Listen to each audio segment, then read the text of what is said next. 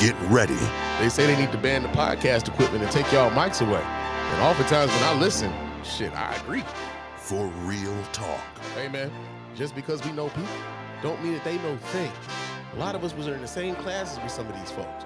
That don't mean they were passing these classes. All the time. It ain't the world leaving you behind, man. It's your line of thinking. You think the science stopped evolving because you stopped learning, and it don't work that way. I couldn't imagine voting for somebody who thinks identifying with me is identifying with a felon. That's crazy as hell. I'm Mrs. Spann, and I'm approving these messages.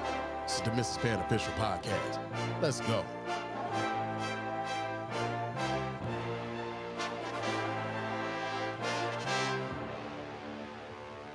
Yo, what's going on, everybody? Welcome to the Mrs. Spann Official Podcast. I am your host, Mr. Spann, and this is episode number 52 of the show. And yo, man, it has been a long time since I talked to y'all, man. It was a hiatus that was not planned. It was a hiatus that was not, it was one of those things where it wasn't planned. It wasn't planned to be as long as it was, but goddamn if it wasn't needed, man. Real talk. If it wasn't needed, I would not have been gone away from the mic as long as I was.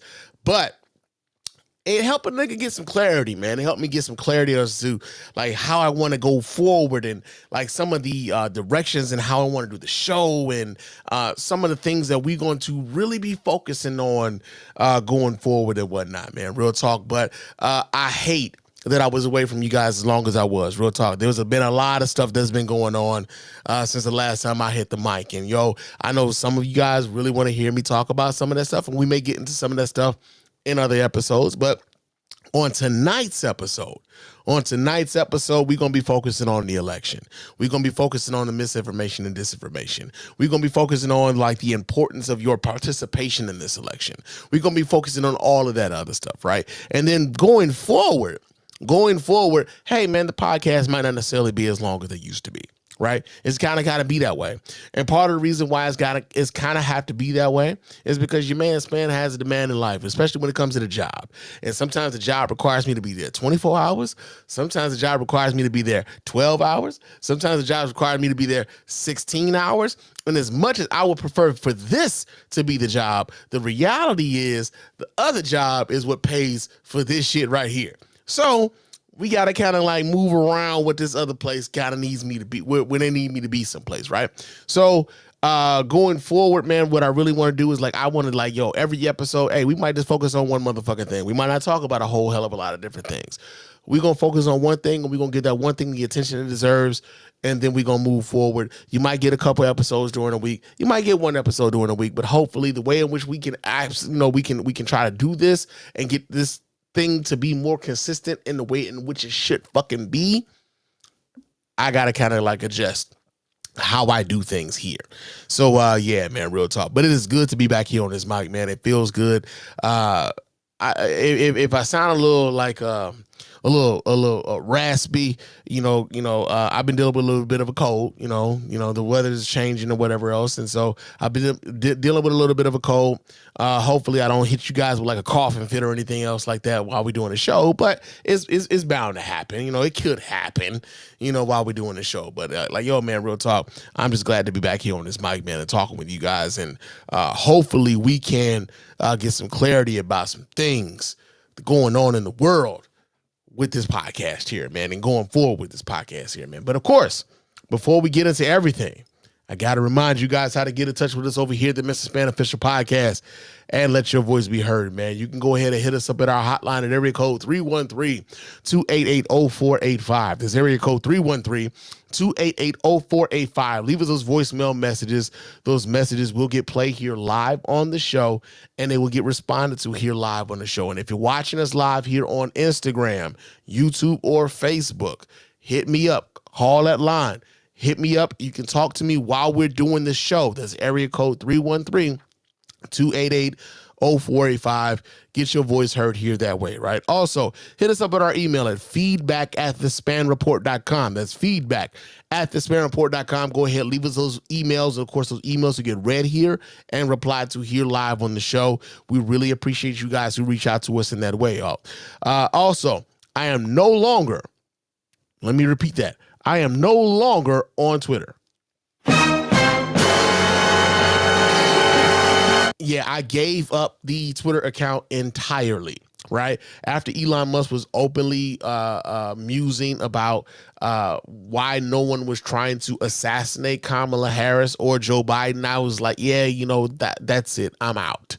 And so I am no longer on Twitter. So if you see anybody tweeting under the name Mr. _Spann, that ain't me. It ain't your boy no more, man. I gave it up. I am on right now. I'm currently on Threads. I have a Blue Sky account, but I barely use that also. Primarily, if you want to chop it up with your man Spann on social media, I am on Threads. I am on Facebook under the Mr. Spann official fan page. But chop it up with your man Spann on Threads. That's Mr. _Spann on Threads and Instagram. The X or Twitter account is no more. I gave that shit up, straight up. I'm not there anymore. So don't even bother with that one. But also on YouTube, if you want to check us out and you want to chop it up with us on YouTube, go ahead and hit up the Spann Report podcast page on YouTube. It's called the Spann Report on YouTube. So if you go on the Spann Report on YouTube, you can catch all of the shows. That's the beer and chicken stuff. That is the highly inappropriate stuff. That is the Baywatch stuff. Everything that is Spann Report related on YouTube is under the Spann Report podcast network page on YouTube. So go there, leave us the comments, vote in the polls when we decide to put those polls up on there as well. We really appreciate everybody who does that. Also, leave us a 5-star review on iTunes and or Stitcher Radio. Those 5-star reviews are the ones that get read here live on the show. We really appreciate everybody who does that. Doesn't cost you a dime, just a couple minutes of your time to let everybody know why you're rocking with us over here at the Mr. Spann Official Podcast and the Spann Report Podcast Network in its entirety, man. And 5 stars on iTunes, 5 stars on Spotify, man. We really appreciate that. Please help us out in that way, man. It helps the show grow. And if you're watching us on YouTube also, not only can you like the videos, but you can leave us comments there as well. And those comments will get read here on the show if they're pertinent to what we're talking about, right? Sometimes people get on there. YouTube tends to lend to trolls. But if you're talking about something pertinent, we will highlight your comment and we will talk about those comments here live on the show, man. Real talk. We appreciate everybody who does that. And also, if you want to buy yourself some merch and support the show monetarily, we do have a store on TeePublic. That's tpublic.com/the Spann Report. You can go there, buy yourself some merch, man. Get yourself a t-shirt, get yourself a hoodie. It's getting cold outside, y'all. Get yourself a hoodie or a sweater. Get yourself a coffee mug or something like that, man. It's a small way but you help the show grow. But also, man, it really goes a long way into helping us pay for this that we do here to keep you guys entertained and to keep you guys informed and everything else, man. So we really appreciate everybody who contributes and who lends their voice to this podcast universe in that way, man. Thank you so much for all of the support you guys have been giving me over the years and the support that you would hopefully give me in the future, man. Real talk. But man, like I said, it's been a while since the last time we went on the show, man. Like, I think the last time I talked to y'all, man, my uncle Orlando passed away. And, I was dealing with that. And then there was we've had some weather emergencies here in the utility industry where I work. And so I was doing 24-hour shifts. I was pulling 16-hour shifts. It's been a busy time for your man Spann. And so it's really kind of pulled me away from not even just like the podcast, but just being able to pay attention to what was going on in the world, right? And so one of the things I pride myself on is when I do get on this microphone that I'm talking about something that I actually have an idea what I'm talking about. I never want to get on this mic and feel as though I'm winging it and I don't know what the fuck it is I'm talking about. Never will I get on this microphone and do that to you guys. You guys, even if, of course you're not paying for this, but you deserve to hear from somebody who's trying to at least know what the fuck it is they're talking about, right? And so I do pride myself on that. But hopefully with the way in which I'm going to try to do this going forward, the hiatuses won't be nearly as frequent or as long as they have been. So thank you again for you guys who are tuning in tonight. Shout out to my man Adam Cook. Adam says, good evening, Mrs. Spann. Well, thank you so much, brother. Thank you so much. I appreciate you being in here, man. Real talk. Thank you so much. But man, so one of the reasons why not even so much one of the reasons why, the election is weighing heavy on your boy. It is weighing heavy on your boy, and one of the reasons why is weighing heavy on me is because of how I'm interacting with the world, and also how I'm looking at some of the information coming my way. And I'm not going to lie to you guys, I'm a little bit worried about some of the things that I'm seeing, right? And it could be, it could be a symptom of the machine, and how the machine is like, they're constantly wanting us to be afraid. It could be the media, and how they're constantly wanting us totally on edge. It could be a bit of that, but also could be some of how I'm interacting with the world outside of social media, and how I'm interacting with the world outside of, the media consumption that I'm taking in, right? And so, as you guys know, I've been a Kamala Harris supporter since 2020. She was I didn't get a chance to vote for Kamala Harris in the primaries back in 2020. She was already out of the race by the time I wanted to vote for her back then, right?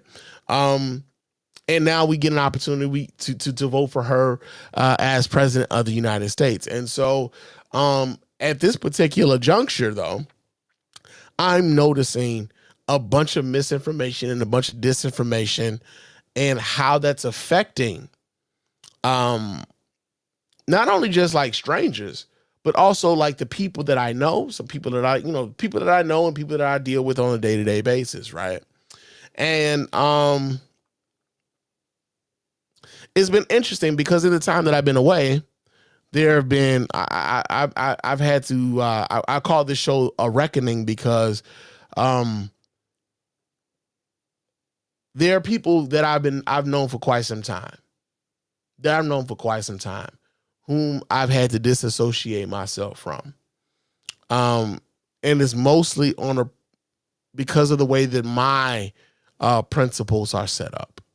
I made a statement on Facebook a couple of weeks ago, or probably about a month ago, that I don't have any friends that are Trump supporters. And if you are a Trump supporter, then damn it, we ain't friends. And I know some people will look at that and say, well, man, damn, man, you gonna throw away relationships and just because y'all disagree politically. And like, truthfully speaking, there was a time where I would have thought that was foolish, but I don't think today is one of those times, man. I think because of the stakes in which we are, the stakes of what, like everything that we have to deal with right now, I don't have time for, nor do I have the patience for anybody who would entertain this level of fascism and racism and bigotry and act as though I'm just supposed to look past it. I no longer have the patience for that level of ignorance and or willful fucking willful, just like a willful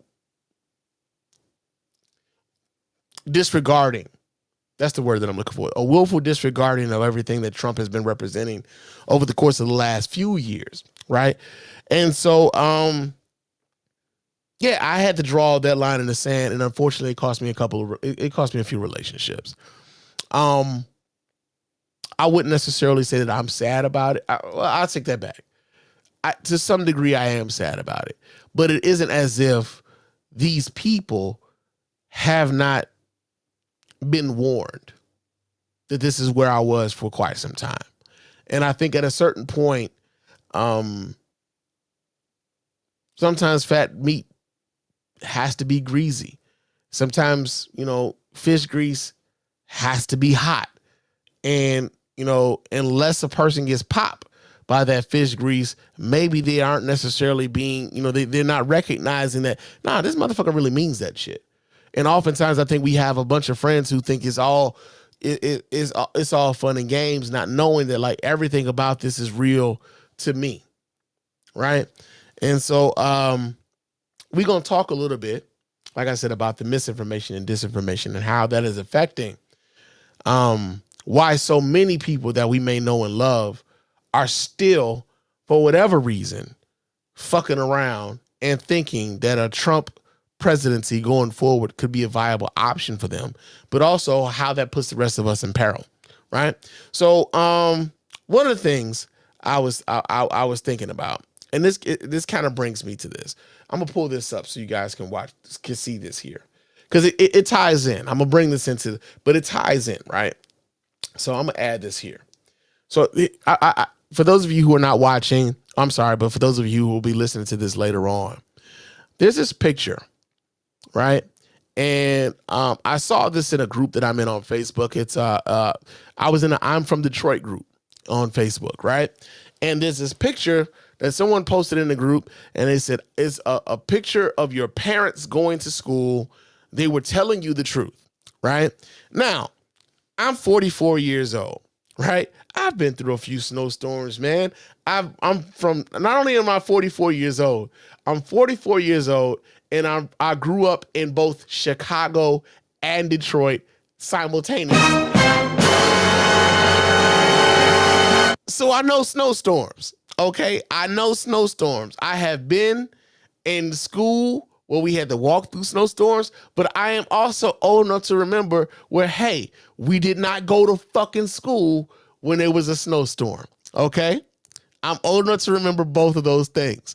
So someone posted this in the group, and they were like, yo, they're telling you the truth. Now, I'm the unk that will tell the kids the truth. I'm like, yo, man, your mom and daddy lying about that. We didn't go to school in fucking 5 feet of snow, right? We didn't do that. Maybe my grandparents did. Maybe my parents did. But if you, like, and even now, like, I'm at an age now where, like, some of my fucking contemporaries are grandparents now. I'm not looking forward to being pop yet, but some of my contemporaries are grandparents now. And so they are now furthering this fucking notion that we've been walking to school in fucking 5 feet of snow and everything else, right? And I'm like, nah. We didn't do that. That's some bullshit. They lying to y'all, right? But they always, like, so this picture has been circulating around the internet for a few months now, right? It's cute. It's cute. It's also an AI generated photo.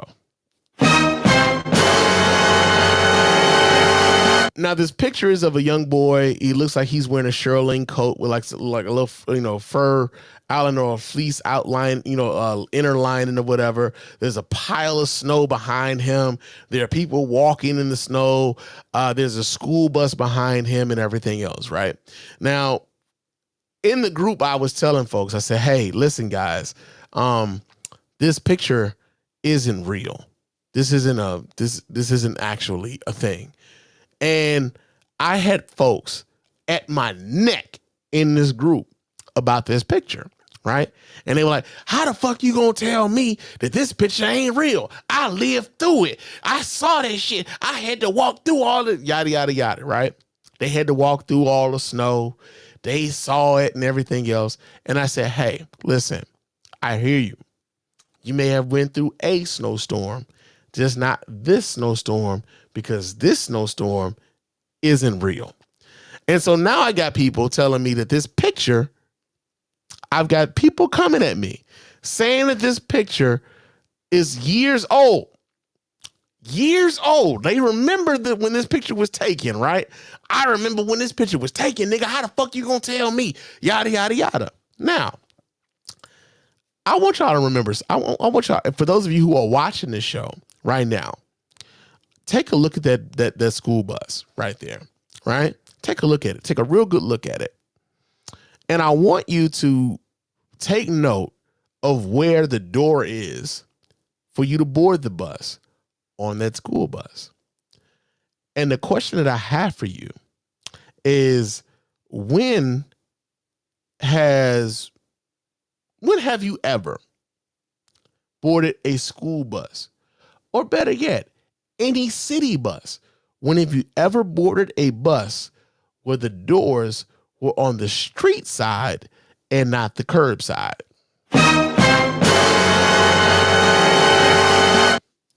You've never done that. You've never done it. Because they've always been on the curb side of the street, right? We live in America. The driver's side is usually on the left side of the vehicle, and then you would get on the right-hand side of the school bus, right? That's typically how you board a school bus. When have you ever been able to look at a sign on a school bus, or any bus for that matter, and not actually be able to read the numbers or the words or anything on that sign? The sign is illegible. You can't read anything off of this fucking picture. So the point that I was making was, listen, although you may have been through a school blizzard or whatever, you may have went through school through a blizzard at some point as a youngin', probably in like the late 70s, maybe early 80s, going into the 60s or whatever. However, this was some bullshit. This right here ain't real. And it was interesting to me how, as I was explaining to people and I was pointing out, like, this is an AI image. This image is not real. You are looking at something that a computer generated because someone put a prompt into a computer and it spit this image out. I can do that shit from my phone now. I got a Google Pixel 9 Pro XL. I can make AI images straight from my phone. I can delete people straight out of a picture from my phone. I can add myself to a group photo from my phone, despite the fact that I wasn't in the photo to begin with. I can do all of that shit from my phone, right? We are living in an AI age. And I had people in this group swearing up and down that they remember this image. They remember this image from years ago, despite the fact that this image is only a few months old. And so I'm trying to explain this to people in this group. And it's hard to explain something to some people when they're not necessarily open to learning some shit, right? And so one of the things that I noticed was, like, there were so many people who were talking about how they remember when this happened. I remember when this happened. I remember when this picture was taken. And what that made me think of was the Mandela effect, right? Now, the Mandela effect, for those of you who may not necessarily be familiar with what that is, the Mandela effect is essentially a large group of people who have a false memory of an event or a thing, right? And it spawned from people who thought at some point in time that Nelson Mandela, while he was in a South African prison, that he had passed away while he was in that prison, right? There's another example of that. I know there's been pictures of what was that? Supposedly, what's that? The comedian Sinbad showing up in a movie called Shazam, right? People remember that, Sinbad was in a movie named Shazam or whatever, despite the fact that that never actually happened, right? And so, like, the Mandela effect is sort of a thing. It's like, you have a large group of people who don't know each other, who remember this thing, despite the fact that this thing actually never happened. And so here is another example of this AI image being used and people connecting that with a memory that they do have, but now they're connecting this picture with that memory. And now this is another example of the Mandela effect, where they're taking this and using this as like, you cannot tell me this didn't happen. I remember when this happened, right? Despite the fact that this is a computer generated image, only a few months old. And the reason why this is important to talk about now, especially considering everything that we're going to be talking about later, is because the Mandela effect tends to can have an effect on how people think about things politically, right? And if they can get you, if you can be completely fooled that you remember when this picture was taken, despite the fact that this picture was only a few months old, you are relating this back to some memory back in the 80s, some memory back in the 70s, some memory back in the 90s. If you're remembering this particular image from that, or some memory that you had from years ago, if you are linking that with something that happened to you years ago, then as much as this is like kind of harmless, just kind of think about how this particular technology and how this particular phenomena can be used to have you thinking and believing a thing that didn't actually happen. Right? And how that can be used for more nefarious reasons. Right? For more nefarious reasons. Politically and otherwise. Right? So, yeah, man, I'm going to start there because this Mandela effect is affecting our politics at this very moment. It really is. It really is. And so one of the things that one of the reasons why I believe that this Mandela effect is affecting us in this very moment is well, not necessarily the Mandela effect, right? But misinformation and disinformation. Because AI images can be used for misinformation and disinformation. It's even more effective if you connect with it on a personal level, which is what that first image did for a lot of folks. It connected them in a very personal level, right? However, misinformation and disinformation has been permeating our social media space for some time now, for almost a decade now. And it's like a fire hose where, like, say for instance, if you're someone who is tasked with trying to debunk misinformation and disinformation, it's like drinking from a fire hose in the sense that, like, you might catch some of it, you ain't gonna catch all of it. The fire hose is way too motherfucking powerful, and your mouth ain't but so big, right? So you might get a little bit, not all of it, and the rest of it is going out to the masses. And they're taking this shit in. And some of them may be discerning. A lot of them ain't. But you only catching but so much. Right? And so one of the reasons why I think it's important that we talk about this, this particular thing tonight, is because there's a lot of misinformation and disinformation being, especially right now, concerning these hurricanes that have been coming through the last couple of weeks with Hurricane Milton, Hurricane Helene. Right? So what we've been hearing, especially coming from the Republican side, is that one of the things we've been hearing on the Republican side has been that the Republicans have been putting out, which is Donald Trump and his running mate, the JD Vance, Junior Varsity Vance, have been putting out, is that, like, the Biden administration has been very slow with their response to Hurricane Helene, and they're very slow with their response to Hurricane was that Milton, I believe that the last one was. Unfortunately for them, a bunch of Republicans have been coming out to state that that's not necessarily true. And so let me do I have a video of this? I don't have a video of the Republicans talking against this. But here's what I do have. So there was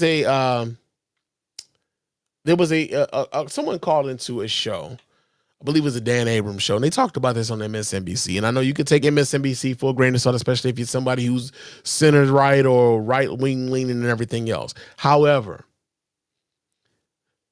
the caller made a point to say that his father-in-law, who was affected by the hurricane, refused help from FEMA because he believed that FEMA would take his house if he accepted any assistance from them. And the reason why he believed this is because he got this information from Donald Trump. I'll be a monkey's bare-assed uncle. So let me pull this video up so you guys can watch right along with me here. Let me do this here. Let me, let's see. Let's exit that. And I'm going to pull this up for a screen share just a second while I get this together. So, and I got this, okay. So at that time. Okay. So let me pull this up, add this to the screen here so you guys can watch right along with your boy. While Republican. Hold on just a second while I get it at my time stamp. So we talking about the shit that's important. And let's see what the hell they're talking about here with this guy calling in, talking about his dad or his father-in-law. Check this out, y'all. He called into the Dan Abrams show on Sirius XM saying his father-in-law in Asheville only believes the former president, and it is actually breaking up our family. My father-in-law lives just outside of Asheville, North Carolina, and he was badly damaged by Hurricane Helene. And he has refused all FEMA help because he's a hardcore Trumper. And he literally believes that if he accepts anything from FEMA, they're going to take his house. I don't understand how so many people are under the spell of this freaking con man. I don't understand it. Well, it's absolutely heartbreaking about your father-in-law. I'm so sorry to hear it. I hope. Man, it's hard to even imagine it. I mean, he lost almost everything, and he's refusing all help from the federal government and complaining to us that he doesn't have food, that he doesn't have the stuff he needs, and yet he won't accept the help. What the hell are we supposed to do? We're not in a position to be able to fly across the country and help him. Yeah. There's people begging us to get him to accept help, and he won't do it. Wow. And I guarantee you, I'm not the only one. I guarantee you, I'm not the only one.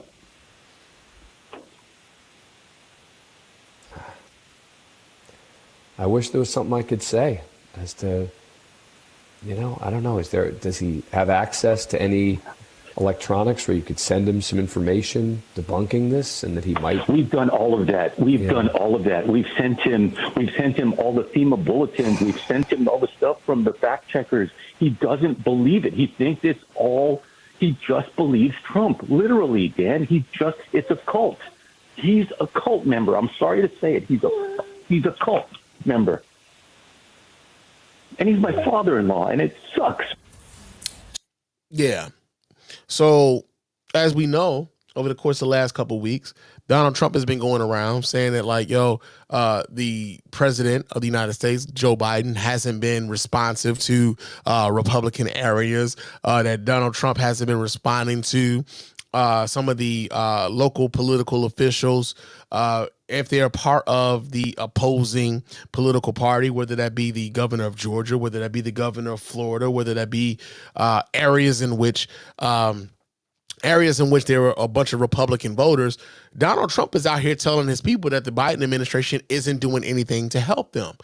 And unfortunately, that is leaving people who are in the position of needing help, refusing help because they don't believe it's available to them without a catch. And then there's also people who don't believe that the Biden administration is helping them because they have reasons for helping others who aren't Americans, right? And the reason why I say that is because there was also a call that came into another national radio show. Let me pull this down here. There was another call that came down. This was from, this happened on The Breakfast Club, right? So The Breakfast Club had someone call into their show, and it was interesting because I kept seeing people post this thing on Facebook, man. They're like, you could hear the heartbreak in his voice and all these other things, right? I'm like, the fuck are y'all talking about? Like comments in the, video in the comments and all this other shit, right? And so finally I saw this, and again, this is another victim of misinformation and disinformation. So let me pull this up so you guys can see this as well while we talk about this. Check this out, you guys.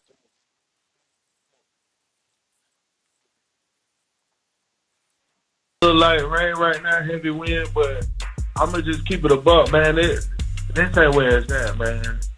Yeah, everybody. Yeah, I'm gonna say y'all right in the middle of it. The eyes hitting Tampa from what the map shows right now. Man, bro, my heart, bro, is in my ass, bro. I'm scared, man. And then we still recovering from Helene, and it's like, bro, I want to get this off my chest, bro. This government is playing in our faces, man. It don't matter if it's Republican or Democrat. They playing in our faces, bro. You get Ukrainians come over here, they get what they want. You get immigrants come over here, they get what they want. And you got people being denied these FEMA applications that you talking about the other day, Charlamagne. Mm-hmm. Now, that goes back into some things I said a while ago. We talked about this a few months ago. Y'all remember when, I can't remember exactly what episode it was, but there was an episode where I talked about the alleged Venezuelan lady with the food stamp that supposedly had $14,000 in food stamps, and how that was being used in order to turn people against the idea of helping migrants in any sort of way, because they thought the migrants were getting some help that, natural born American citizens should be getting, right? And so that was a way of othering these people, despite the fact that, one, that wasn't true. And then two, these folks aren't necessarily getting the amount of help that y'all believe that they are getting. There's amount of disinformation being spread out to make it where you are looking at someone who has less than you, and whatever they are getting, you are looking at them mad as shit. Meanwhile, these other motherfuckers who are robbing the both of y'all get away scot-free, right? So you're looking at the person who has less than you as if that person who has less than you is your problem, when the person who has more than you and is seeking to keep you down is your problem, but you're not even focused on them because you're focused on the person who has less, right? We talked about this a few months ago.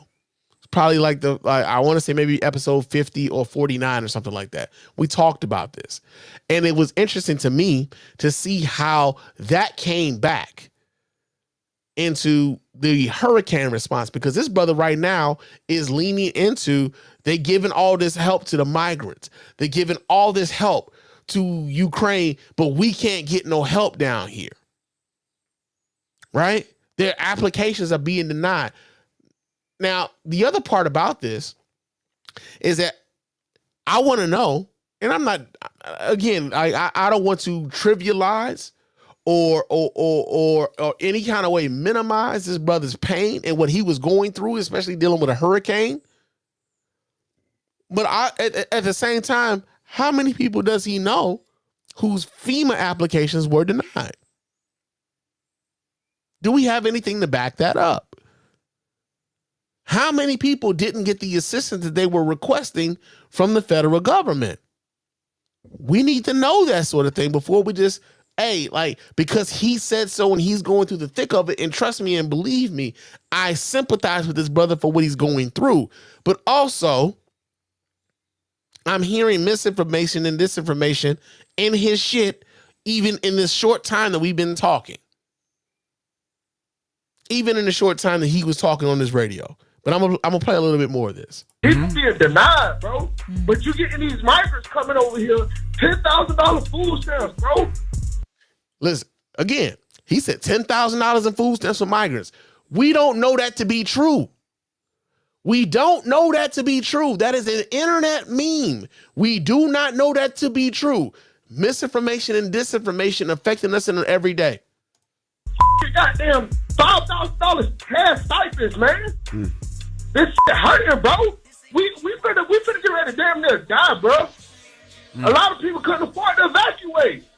And this government planning our faith, man. Damn. I feel for you, bro. I totally understand, my brother. Absolutely. It don't matter what they is, Democrat, Republican, they all treason, man. They all about money, bro.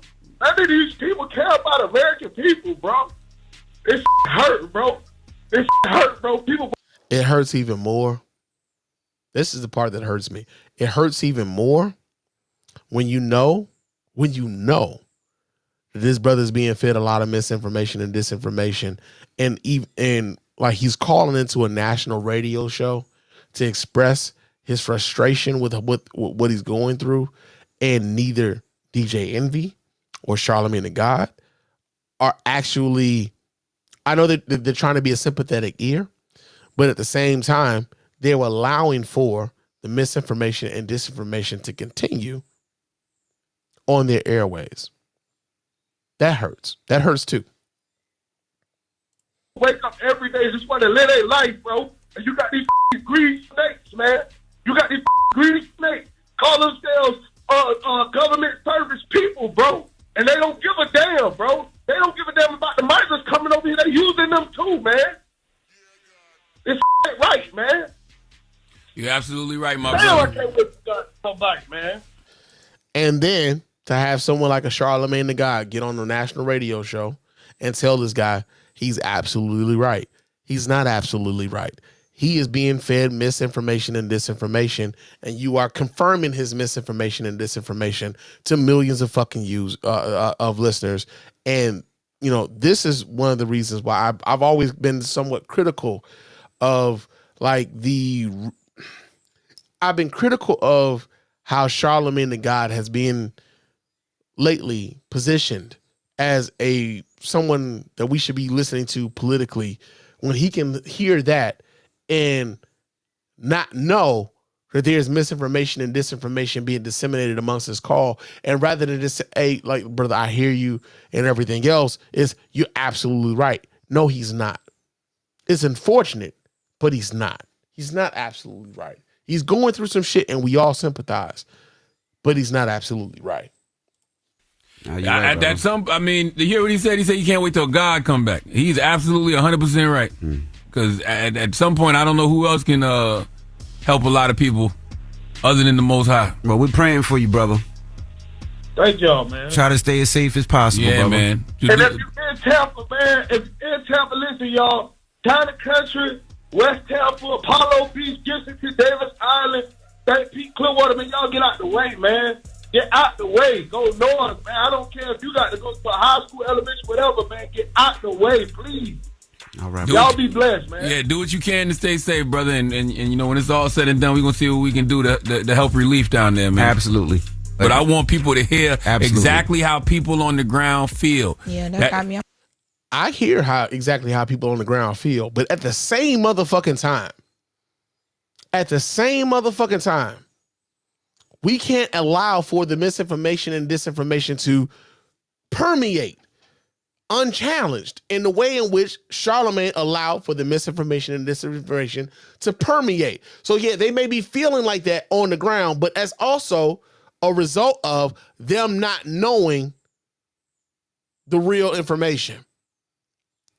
We're allowing them to move around and move in the world with a lot of phony shit. And that's a problem. That is a motherfucking problem. I almost cried. That's everyday working class people on the. And I'm an everyday working class motherfucker. Let me also make that clear. I work in the city every fucking day. I am a blue collar worker. I am a fucking pipe fitter. Okay? I am a union pipe fitter. I am a working class nigga. I'm in the city every day. I'm amongst the folk every day. That does not give us an excuse to not fucking know.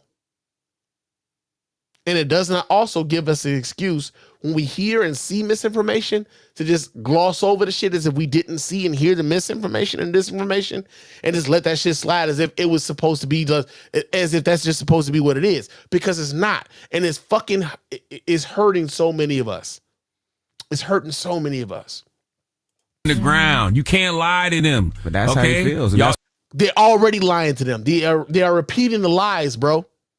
They are repeating the lies. They can lie to them. They are repeating the lies. And part of the reason why they're repeating the lies because y'all don't challenge them. They listen to people like Charlemagne and DJ Energy for whatever reason. They listen to these folks. They are repeating the lies. You can't lie to them if no one is telling them. Or if not only just telling them, but hey, man, scrutinizing the shit that they say and scrutinizing the people who are sending them these messages. If you're not doing that, then the lies persist. And the lies persist, man. That's what people have been saying for the longest. It like just sounds like he's away. preparing to possibly not make it. That man don't want to hear about no statistics. He don't want to hear about no data. He don't want to hear about none of that. He is on the ground, 10 toes down, real life experience. That's right. What politicians don't want you to see. Those are the people politicians not talking to. Those are the people that they need to talk to. And you see how he feels. He feels like, look, I live here. I work here. I pay my taxes here, and there is no help. And he don't care about no Democrat. He don't care about no Republican. He don't care about no Trump. He don't care about no Vice President Kamala Harris. All he care about is surviving. Him and his family. Who's going to help him survive? That's right. And as of now, nobody has. Yo, man. You know who will help him survive? Those who will give him the proper information. Those who will lead him to the people who are actually trying to help him. Not those who will tell him that the help isn't coming. Not those who will tell him that the help isn't coming because the current administration is not sending the help because your governor is a Republican. Not those who will tell him that the help isn't coming, or better yet, if you accept the help, then they go take your house. Those are the people you don't want to be listening to. This is why I look at people like this motherfucker right here, Charlemagne, as an agent of misinformation and disinformation. Like, I get it. There are people hurting, but let's get the people the right motherfucking information. Whether he cares about Republican or Democrat or whatever, I don't give a fuck either. But when it comes to right and wrong, when it comes to misinformation, disinformation, and the correct information, get the motherfucking people the correct information. This is where there's a dereliction of duty when it comes to motherfuckers like this here. This is a dereliction of duty. Whether he gives a fuck about Kamala Harris or Donald Trump or whatever, your man's was misinformed. And all you did was tell him, yeah, you're absolutely right. Knowing, because I know this motherfucker knows, knowing he was wrong. He's dealing with some shit, and he's also dealing with a bunch of false information. That's wrong. That's fucking wrong. So that's one thing. It's one thing we got going on. We got another comment here. We get this from Adam Cook. Adam says, COVID vaccine redux. The fact is this: Democrats control the weather. Things even got currency is a testament as to how bad the information space has got. Listen, when you got motherfuckers like Republican Congresswoman Marjorie Taylor Greene saying that the Democrats control whether or not the hurricanes are going to Republican controlled districts and Democratic controlled districts. This is the same lady who also told you that, Jewish space lasers were responsible for the wildfires in California and all these other things. Like, these people are not serious people. They are not serious people. And so, even though we may have gone to class with a lot of these people, we think that these people may have been smart because we went to the same class. We don't know if they actually passed the classes that we was going to. We don't know, man. Some of these people that we went to school with, they might have failed those classes, man. Some of them might not even got their high school diploma. We know some of them didn't get they did not get the diploma. They might have got the GED and was like, I ain't even take the motherfucking civics parts of the GED test. Right? But the fact that this went over the airways and I saw so many people on social media, you could hear the pain in his voice and they ready to cry and all of these things. And I heard the pain in his voice and I sympathize. But at the same time, I'm like, he got so much bad information. So much bad information. And the fact that Charlemagne and DJ Envy, neither one of these motherfuckers were in a position to tell him, hey, brother, I hear you, but here's where you can go for help.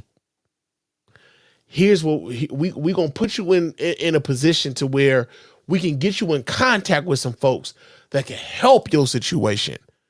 They did not do that. They did not do that. And for that, fuck them. Fuck them, bro. Fuck them. Real talk. So you got that going on. Now, another thing that I kind of wanted to talk about, man. So Obama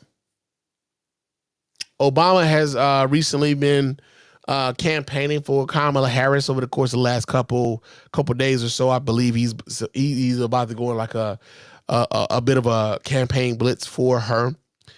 And Obama spoke to the fact that there's quite a few brothers who are not necessarily enthusiastic about the prospect of voting for Kamala Harris for president, right? Now, I've seen people talk about the fact that they don't think that Obama's kind of impromptu, kind of in front of the camera speech was appropriate. They think that he may have been a bit misguided. Some folks are talking about like, hey man, black men don't need they don't need anybody preaching to them. Black men have their reasoning for not voting for Kamala Harris or not necessarily being enthusiastic about voting for Kamala Harris. All these different things, right? And even Roland Martin, and Roland Martin is someone who I have a high level of respect for. Roland Martin used to work at my family's radio station in Chicago at WVON, right? He used to have a show there, and like I really do look. I bought his book, White Fear. White Fear. I bought that book. I watch his show religiously. I like Roland Martin. I disagree with Roland Martin here in his critique of Barack Obama and how Barack Obama was coming at some of the brothers. And part of the reason why I disagree is because I think that although I think Roland Martin was coming at Barack Obama from a numbers perspective, I think that we all know, right? I think we all know some brothers who talk, who express themselves in a way in which we aren't necessarily, that isn't necessarily as supportive of the idea of having Kamala Harris as president, right? And I think that's what Barack Obama was speaking to, but I think people like Roland Martin was speaking to the numbers, right? He was speaking to numbers, right? And so one of the things that that made me think about this was there was an instance on the Clay Kane show. Clay Kane has a show on Sirius XM where oftentimes he'll have Reese Colbert, who I'm also a very big fan of. I gotta get Reese Colbert to follow me on Threads the way she was following me on Twitter, because I ain't on Twitter no more. She was following me on motherfucking Twitter though. Come on, baby, come on over to Threads, because that's where your boy is at. However, Reese Colbert had to go off on a dude because of how he came at Kamala Harris on Sirius XM. And I'm going to play a bit of this for you guys here on the show so you guys can see exactly the type of brothers that I believe Barack Obama was speaking about and speaking to. Okay? So check this out. I'm going to pull this up so you guys can watch right along with your man Spann. Let me add this here. And let's see what the hell Reese Colbert is talking about. James from Cali. What's up, James? Hey, I've been hearing this. I just wanted to see if you knew for sure. Did 29-year-old Kamala Harris sleep? And James sounds like a dude. He sounds like a brother. This James sound like a brother. He don't sound like white James. He don't sound like James from Wisconsin, Green Bay, and nothing like that. James sound like James from motherfucking, I don't know, Figueroa somewhere in LA or some shit like that. Real talk. That's what James sound like to me. It sound like a brother on this motherfucking phone. Speak with 60-year-old Willie Brown, and did he start her career? Why are you coochie faxing a 59-year-old woman? Who did you sleep with 30 years ago? And did they start your career? Can you fact check that? No, I asked you a question. Who were you sleeping with 30 years ago? Do you know who you slept with 30 years ago? Well, I'm not a politician, so I'm not running for president. But you asking about somebody's coochie. So let's run your dick facts. Who did you sleep with 30 years ago? Why is that since it's your business who she slept with, then that's our business now. Since you didn't call into a international radio show, who did you sleep with 30 years ago? Do you remember? You a hoe I ain't voting for. And you a clown. You a stupid, goofy ass clown. That's the dumbest shit. You should be fucking embarrassed to call into a national radio show running a 30-year-old coochie fax. What the fuck does that have to do with the goddamn price of tea in China? You are goofy. This is the dumbest shit I ever heard in my whole life. You ain't said shit about motherfucking gas prices, grocery prices, climate change. It's a whole motherfucking hurricane in this country. People running for cover. And you talk about somebody fucked maybe, possibly, potentially 30 years ago? That don't sound goofy to you? Grow up. Grow up. Maybe you need to get you some coochie. Maybe that's the problem. Maybe you ain't got none, and that's why you worried about who the hell she was potentially or not sleeping with 30 years ago. That's embarrassing. I love Reese Colbert, man. She be giving them the motherfucking business, man. I fucking love Reese Colbert. She don't hold no fucking punches at all, man. That's disgraceful that you called him with that stupid ass question. Like we ain't got more pressing shit in the world to motherfucking worry about. Are you serious? Goofy. Talking about somebody a motherfucking hoe, but you're gonna vote for a man who has motherfucking been convicted of 34 felonies because he slept with a porn star while his wife is pregnant and lied about it financially and engaged in financial fraud. So you voting for a fraudulent hoe. How about that? A convicted felony fraudulent hoe. And you talking about what she may or may not have done 30 motherfucking years ago. You should be embarrassed, but you're probably not. Goofy James in California. That's even where the fuck you from. Reese was tired. Like she was hot. Reese was hot. But like I said before, although Roland might have been talking about, you know, the numbers and everything else, I think we all know someone like a James who may be in our family and may not necessarily be in our family. We might work with somebody like a James. We might come across somebody like a James and like at the barbershop or anything else, right? But these brothers are out here. James is out here talking about, I'm not voting for Kamala Harris because Kamala Harris is a hoe because her career was started because she dated somebody named Willie Brown back in the day. Right? Now, that doesn't, like, Willie Brown doesn't get her the votes to become district attorney. Willie Brown doesn't get her the votes to become attorney general for the entire fucking state of California. Willie Brown doesn't get her the votes to become the senator for the entire fucking state of California. Willie Brown has no motherfucking bearing on Joe Biden picking her to be vice president of the United States.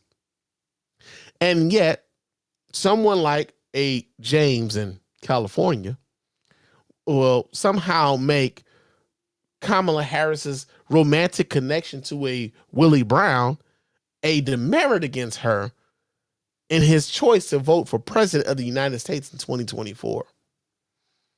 So although I largely agree with Roland Martin on most things, I think Barack Obama was speaking to a quite real reality of how some brothers think about the prospect of voting for a woman, a black woman at that, to be president of the United States, right? So I'm going to take this down. Let me do this here. Yeah, I'm going to take this down. And then what I'm going to do is I'm going to play exactly what Barack Obama actually said during this campaign stop that actually prompted so many black people to have an issue with what Barack Obama even had to say about brothers and their reticence, or some brothers, I'll say that, some brothers in their reticence to vote for Kamala Harris. So let me pull this up so you guys can watch right along with your man Spann. Let's see what they're talking about here on CBS. Right now we want to turn to the upcoming election. Former President Barack Obama spent yesterday on the campaign disregard over Donald Trump. And on the other side, you have someone who has consistently shown disregard, not just for the communities, but for you as a person. And you're thinking about sitting out, and you're coming up with all kinds of reasons and excuses.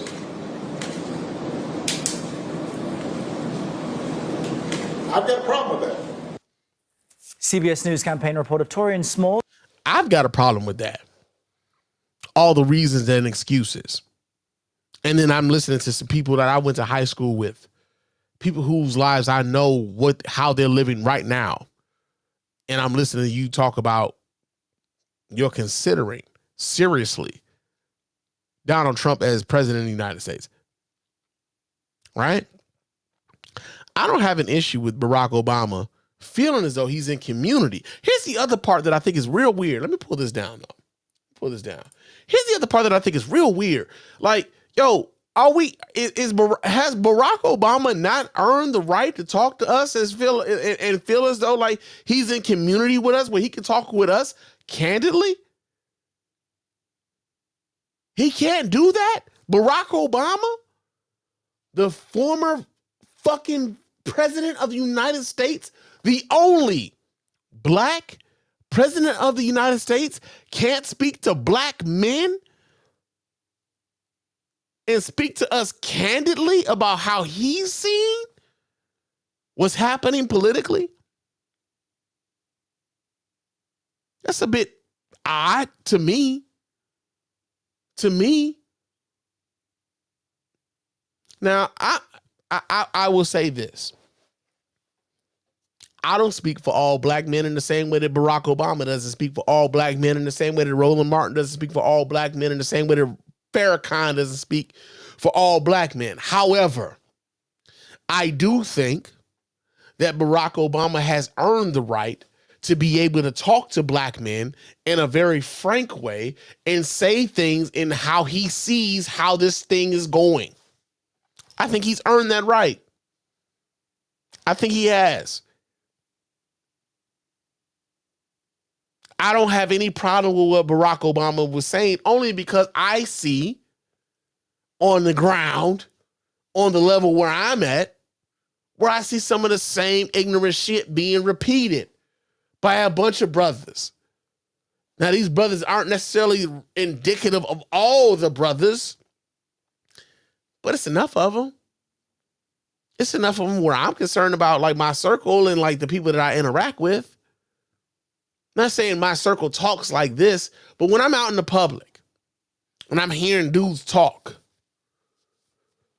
I'm hearing some of the same shit, some of the same level of misogyny is being leveled. Some of the same level of misinformation is being leveled. Some of the same level of disinformation is being leveled.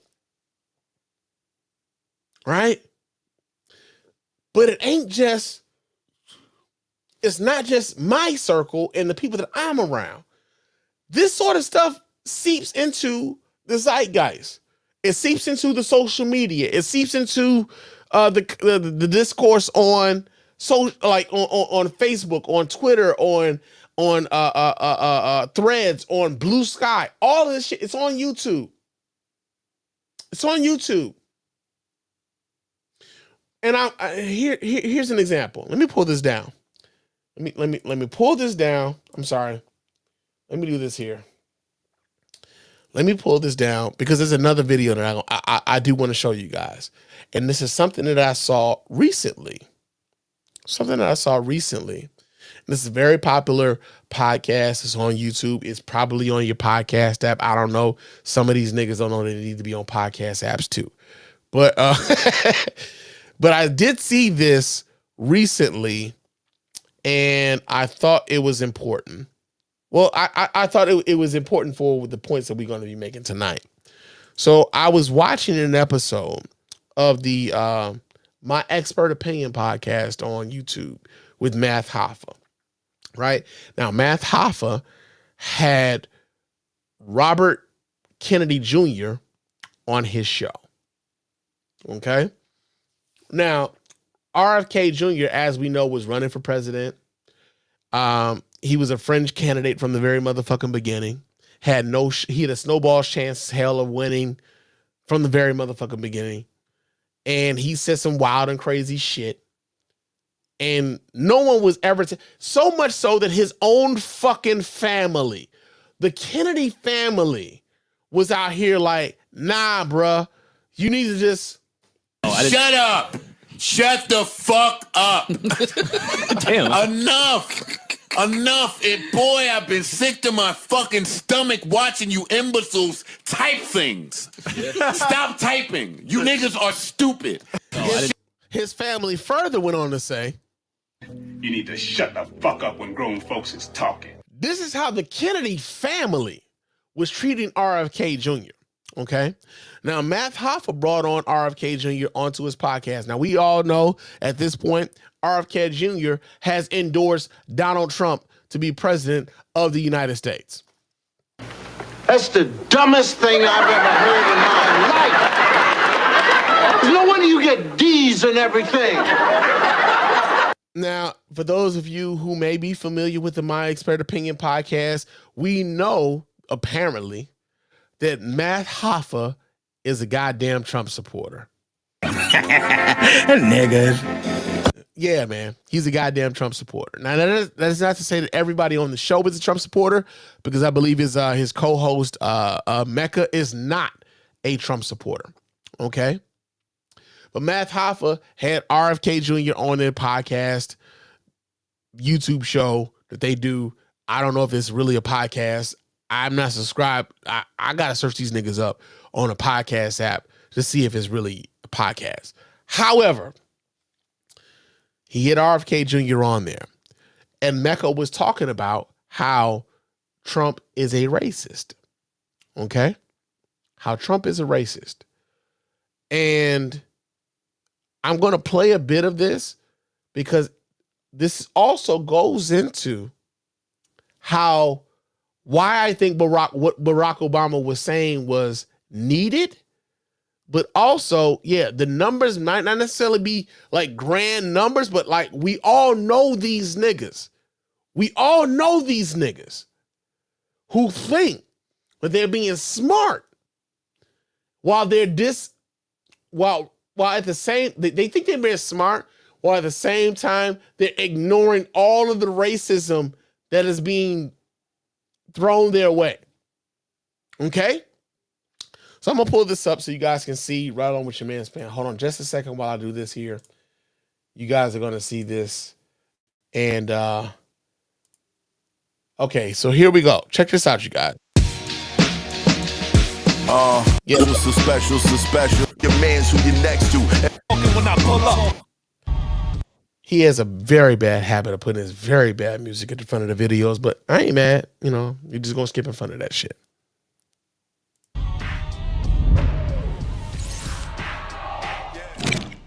It's hot for trapper turn smack rapper.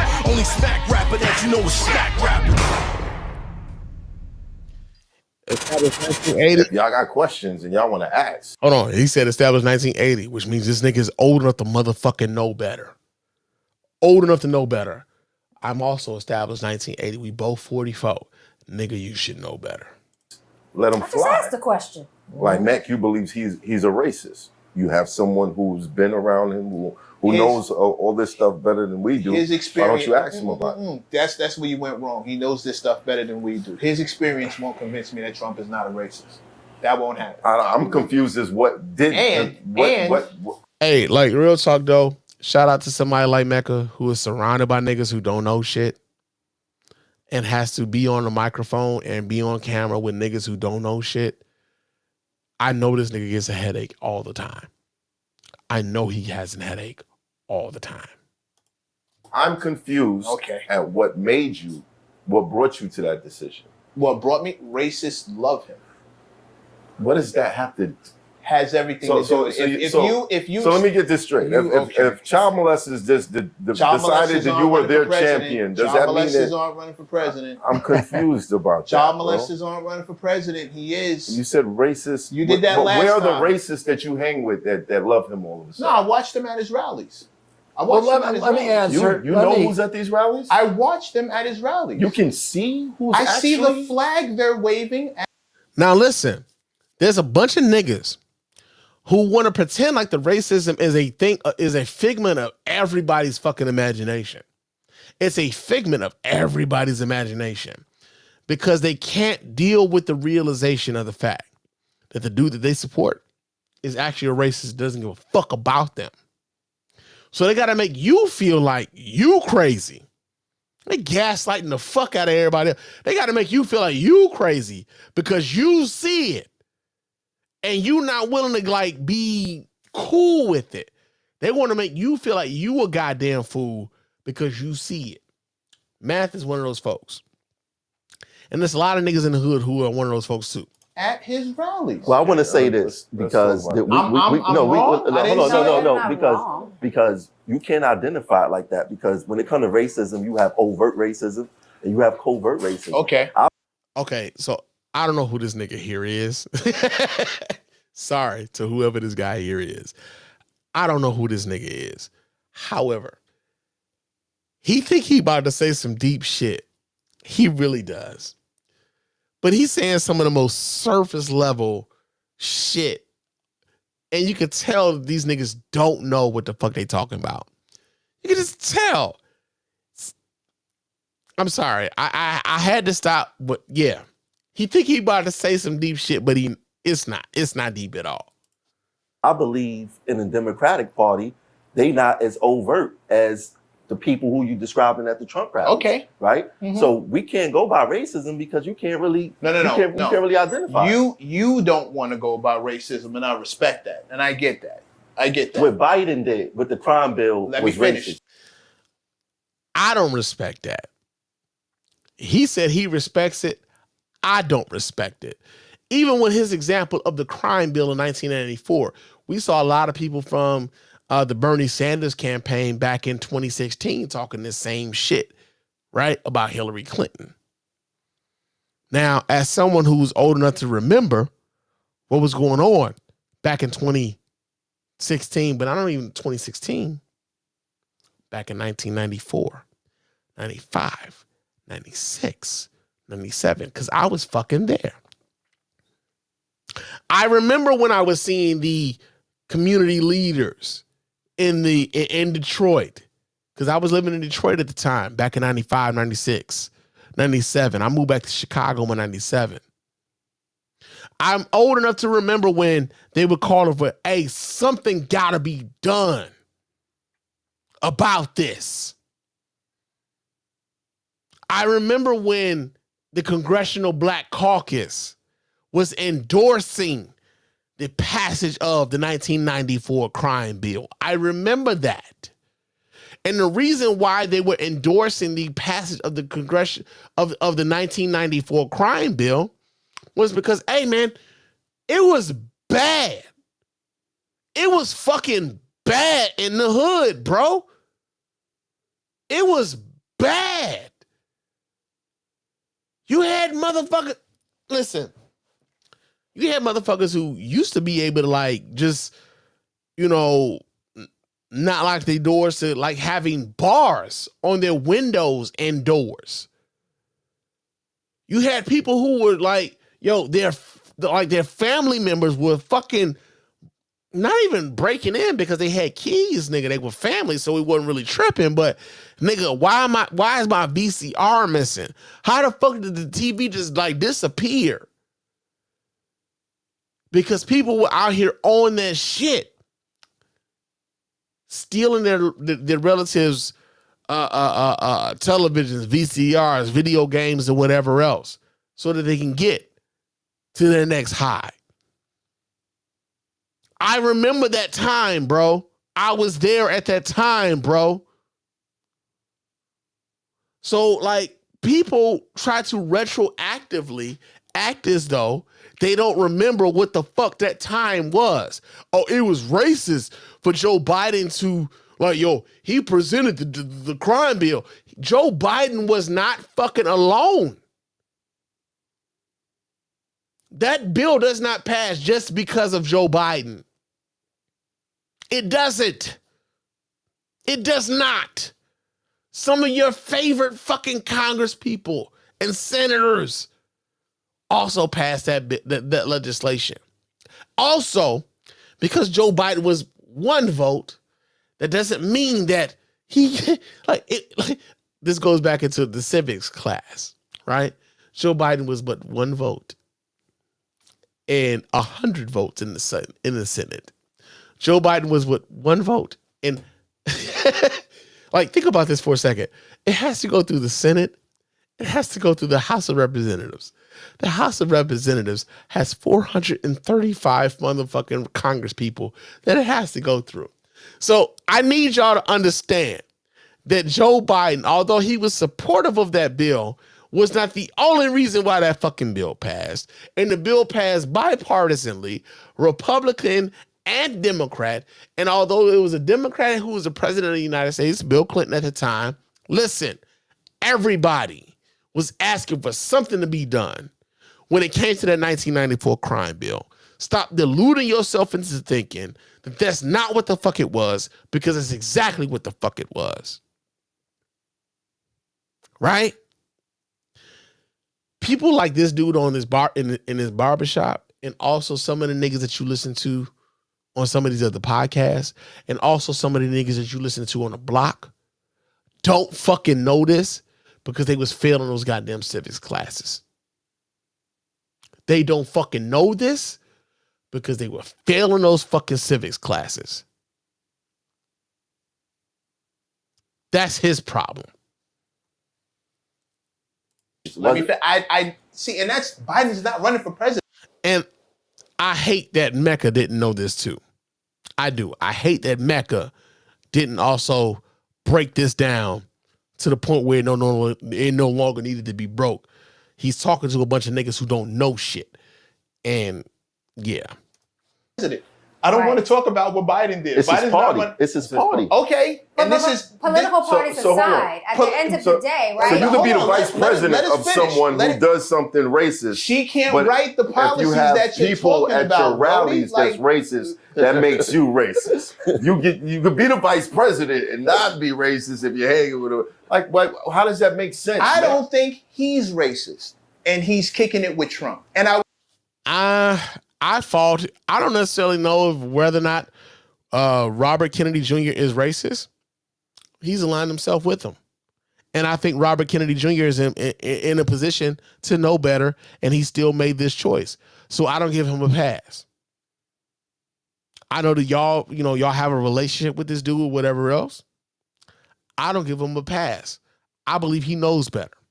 He's made his choice because he's going to be okay whether Donald Trump is president, whether Kamala Harris is president.